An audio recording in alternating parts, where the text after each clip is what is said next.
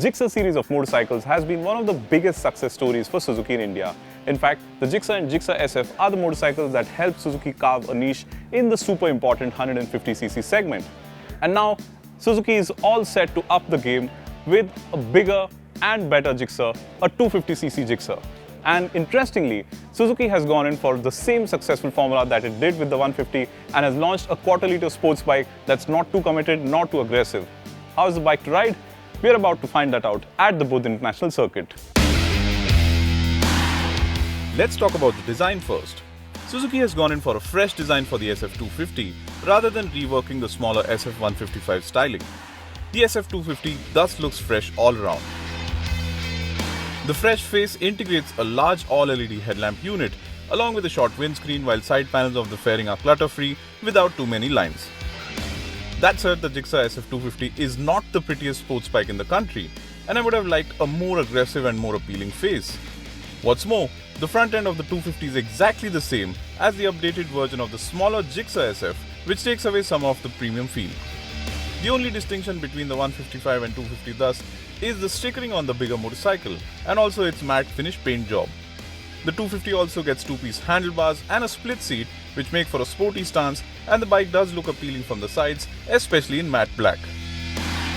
What's more, the fact that the sides of the fairing are clean actually make the 250 look like a larger and sportier motorcycle from the sides, along with the shapely fuel tank, slightly low-set handlebars and split seat.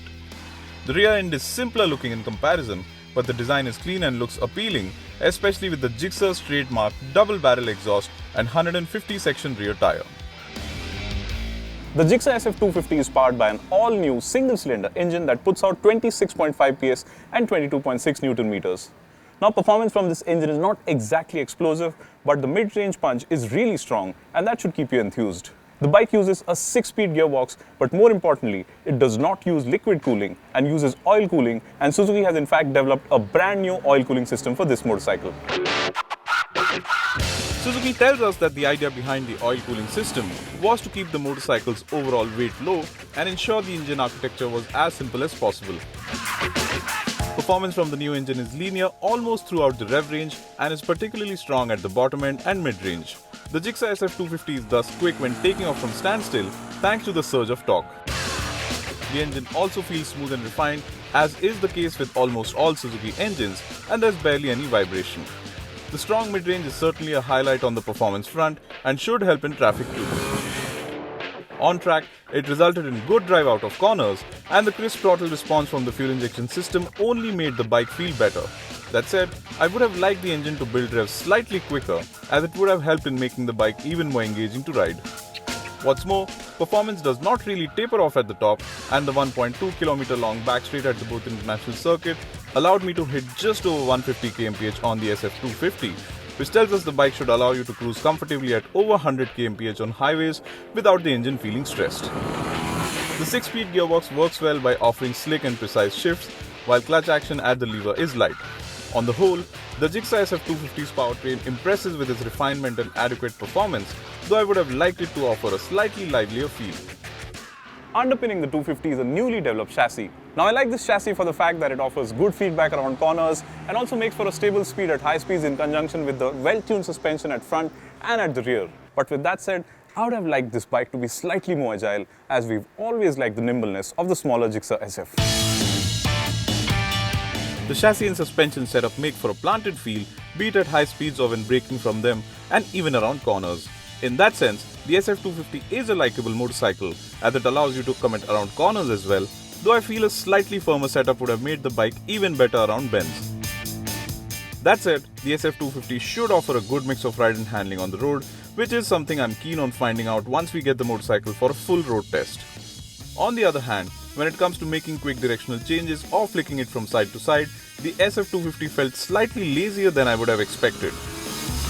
What's more, the rider's foot pegs are positioned to make for a comfortable seating position and not an aggressively sporty one, so the pegs are set slightly low and are quite easy to grind around corners.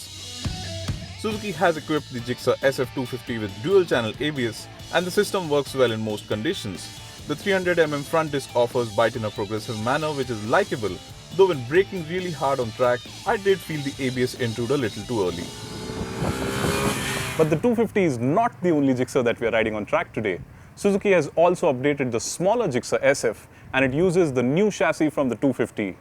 Now the Gixxer SF was always fun to ride, and it's interesting to note that this bike retains that character, and in fact it's even more fun to ride now. As part of the update, the Gixxer SF also gets a revised design, and in fact it looks identical to the bigger SF250 now, and thus it looks fresher and more modern.